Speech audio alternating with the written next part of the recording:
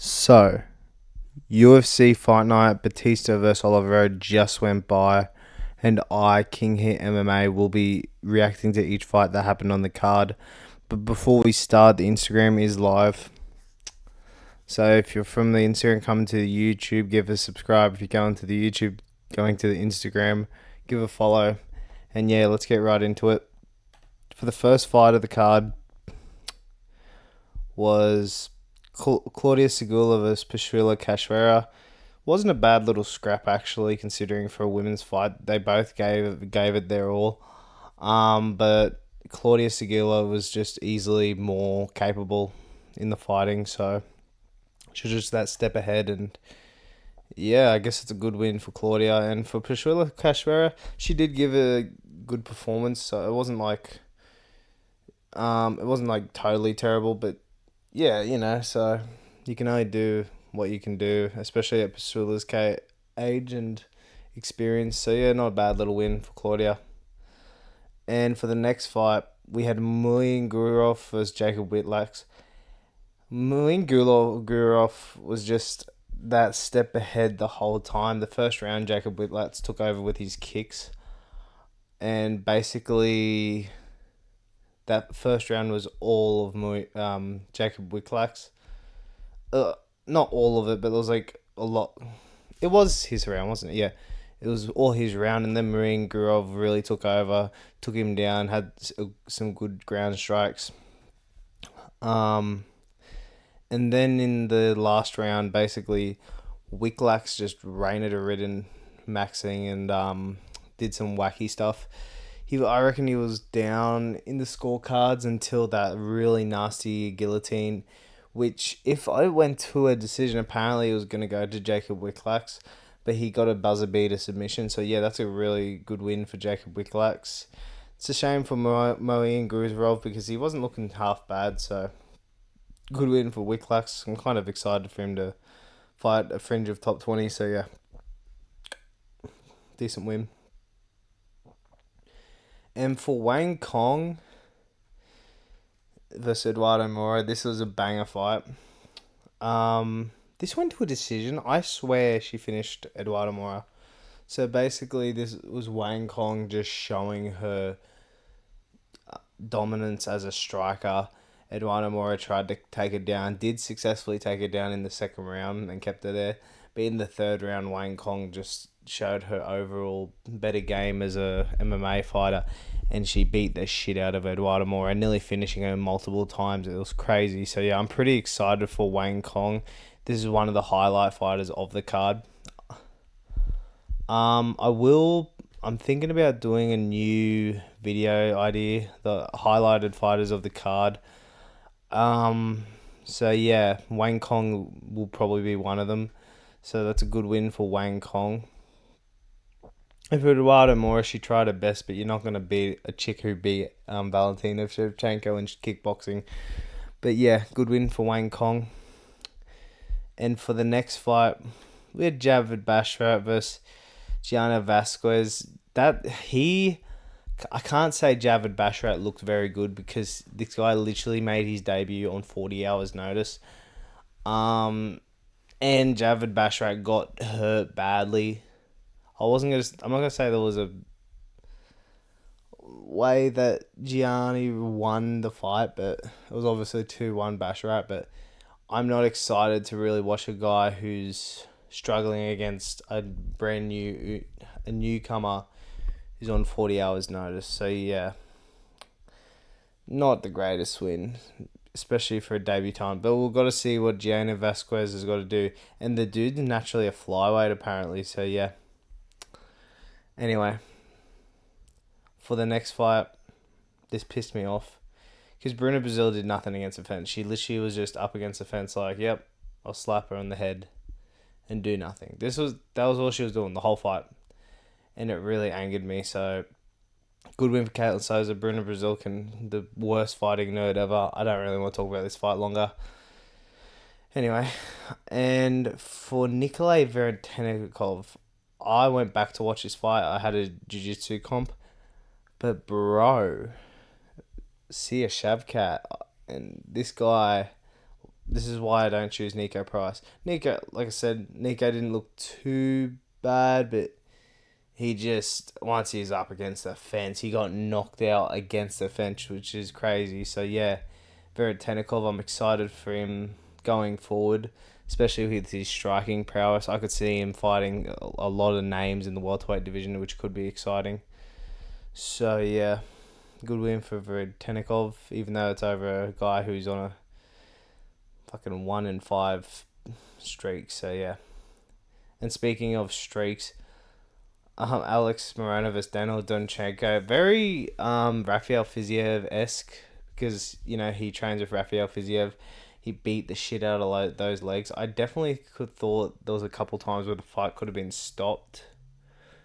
But yeah, I mean, like Donchenko just beat the shit out of Alex Moreno the whole fight, and yeah, there really wasn't much else to say. You can't really base someone's performances off shit opponents. It's really hard to base off like these two off like real shit opponents. I want to see him. This would be good to see him fight each other. But anyway, I guess good win for Donchenko, but it's against a shit opponent, so decent win. Dustin Jacoby, man, he needs a ranked opponent. I don't know what's going on, but so Julius Walker, he had an actually really good first round, mixing the strikes, got some nice like control time and then takedowns. But then when it came to round two, Dustin Jacoby's just his striking took over, and basically like he beat the fuck out of Julius Walker, and he just looked super good. And I don't know why Dustin Jacoby isn't fighting someone like as a ranked contender. I could see Dustin Jacoby fighting Zhang Ming Yang or like anyone in that top 15. Alonzo Manyfield would be a good fight too. But yeah, good win for Dustin Jacoby. Julius Walker looked good. I think taking the fight on short notice and also just that inexperience as a fighter didn't help. But it's not the worst loss. He looked pretty good in that first round. So yeah, good win for Dustin Jacoby. And for Jean Massamoto versus Farad Basharat, this was a really close fight. Really fun, really back and forth. People calling it robbery. I don't think it was a robbery. I think Farad did win 2 rounds. You could argue it could have went to Jean. I don't think there was a right or wrong decision in this fight. It was a super close fight. It's really hard to choose, but yeah. Good win for Farad Basharat, especially over like the up and coming contender Jean Massamoto. It's pretty sad because Jean's on a 2 or 3 fight losing streak, all split decisions. 2 split decisions and then a loss to Rob Font. So it's a good win for Farad Basharat. I'd like to see him fight like someone like a Rob Font, or even maybe if Marlon Vera gets beaten. So yeah, good win for Farad Basharat. It was a great back and forth. And then going from a decent back and forth to a terrible back and forth. I don't know how Marko Olajacek was ever a massive favourite as he is. Like, there were times in this fight where Marc-Andre Barriel was winning. And that's what I was saying. Like, Olajacek's a really overrated fighter. I don't think he's going to, like, you put him up against anyone in the fringe of top 25, he's just not going to last. I don't know, just Marc-Andre Barriel isn't the best competition. So,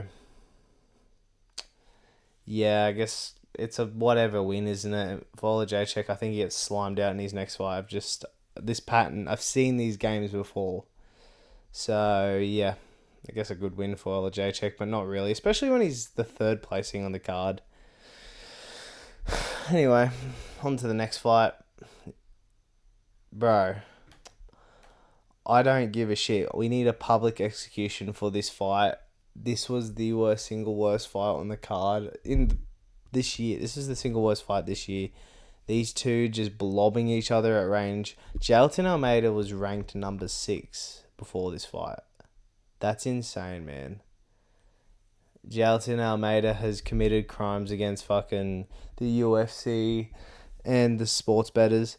He needs to be executed fucking in front of fucking the apex. That's crazy, bro.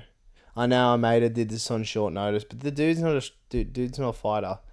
He's a literal grappler trying to be a MMA fighter. So I'd say a good win for Kuniev. I'd rather him in the top 6. He's looked closer with like Curtis Blades and shit like that. But yeah, shout out to Almeida. We're gonna fucking send you to fight bloody Taliesin Teixeira. And for Rizvan Kuniev, I really don't know who we give him. But yeah, this was a terrible fight. This is why heavyweight is the worst division. It's so cooked. It is so fucking bad, bro. It's just so bad. When I was watching this fight, I was just thinking, how bad is the heavyweight division? How bad is just heavyweight's terrible. Anyway, on to the next fight. On to something actually great. We got the Gooch fucking winning by like nearly sliming out Abazi a 50 times. Bro, Abazi only threw 75 strikes and landed 20. And people are like, oh, he hurt the Gooch. No, fucking, it's the way Horiguchi fights, man. Horiguchi kind of bounces around, up and down. But he fucking hurts out. He hurts out Bazi with half those shots, and it was really impressive. Don't get me wrong. I think Amir shouldn't be ranked where he is, but to do that to a guy who's probably is ranked top 8, and he's ranked number 6, that's super impressive. The Gooch is loose, baby, and I think we got to get him against Tatsuro Taira for Japan fight night. That would be sick, or even for co-main. For a numbered card would be awesome. So yeah, the Gooch, he's one of my highlighted fighters too. And yeah, I got nothing else to say for Amir Albazi. I guess he's gonna fight someone in the top 10. Maybe Alex Perez is a good opponent. Yeah. And for the main event, I don't know how you can't be a fan of Mario Bautista. Vinicius Oliveira, I don't know what the fuck he was trying to do. He literally tried to go for a takedown. Dude's a striker. Going for a takedown, gassed himself out, trying to grapple against Mario Bautista, who's this way superior grappler, who's had a decent performance against Umar Nurmagomedov, who's beaten some of the best bantamweights. I don't know what Vinicius Oliveira was doing, bro, but if you're not a fan of Mario Bautista now, I don't really understand it. He just took over the fight, got him to the ground a couple times. Oh, not a couple times. He got him against the fence, and then he did the broomstick sweep, and then he got the neck of Vinicius Oliveira. I'd love to see Bautista fight someone in the top 6. I don't think it's weird because bantamweight's in a really strange spot where everyone's going to be fighting each other. But yeah, that's a really good win for Mario Bautista. I don't know who we give him. I've been hearing a lot of people say Corey Sandhagen. That could be a good fight. And for Vinicius Oliveira, I think he has to fight an unranked bantamweight, or at least another number fucking 14, 13, 12. You know, like we can't be giving him steps up really. So yeah. But that was the fight night. We don't have UFC for another 2 weeks again. That's insane. We were just left without UFC for weeks. But yeah, listen. The fight night wasn't bad overall. I got a couple picks wrong. I got some wacky picks wrong, by the way. So I got Claudius Aguilar right. I got Jacob Wicklex right. Wang Kong. David Bash right. Didn't get this one right. Nikolai, I fucking chose Nico Price last minute. I'm retarded. Daniel Danchenko, Dustin Jacoby, Farid Basharat, Michael Odchechek. Didn't get that one. Got the Gooch and got Mario Bautista. Wait, I counted more I got wrong. So I got 1, 2, didn't get that one. 3, 4, 5, 6. There we go. There's the 2. 7, 8, 9, 10. Yeah, I got 10 of 13 right. Not a bad night in the office. But listen, you know, man, I'll keep making these videos. I know I don't get many views or whatever, but hey, I love making the videos. If people come on, if I get just even like 1, 2, 3 views, I'm happy. So, yeah. this is my reaction to UFC fight night Bautista versus Olivera. If you like the video, please like and subscribe. I'd really appreciate it.